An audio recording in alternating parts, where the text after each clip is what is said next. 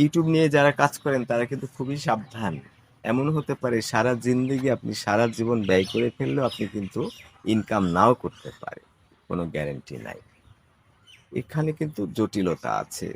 ফজলি আম ৳১০ KG আমরা বেচি। তারপরে দেখা যায় যে এখন আবার রাজশাহীতে ৳২৮০ কেজি। কেন?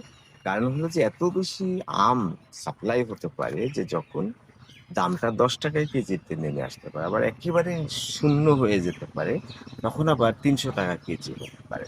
তে এখন যেটা হচ্ছে সবাই YouTube এ ঝুঁকে পড়েছে, সবাই YouTube এ কাজ করছে।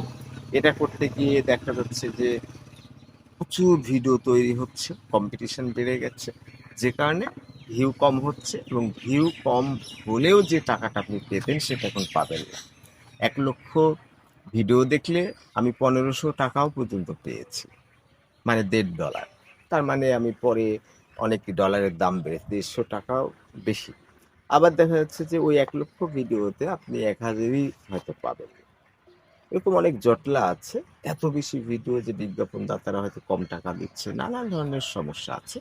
তো এই ব্যাপারে সাবধান থাকবেন। আর যারা চাকরি করেন তারা হয়তো একটু সুন্দরভাবে বউ-বাচ্চা নিয়ে সুন্দরভাবে চলাফেরা করলেন। এটা নিয়ে বদার করার দরকার নেই। YouTube এটা সেটা এত জরুরি না। আবার যদি আপনি মনে করেন না কাজ ছেড়ে দিয়ে চাকরি ছেড়ে দিয়ে YouTube করবেন সেখানেও কিন্তু বিফল আছে। সেটা একটু ব্যালেন্স করে চিন্তাভাবনা করে করবেন।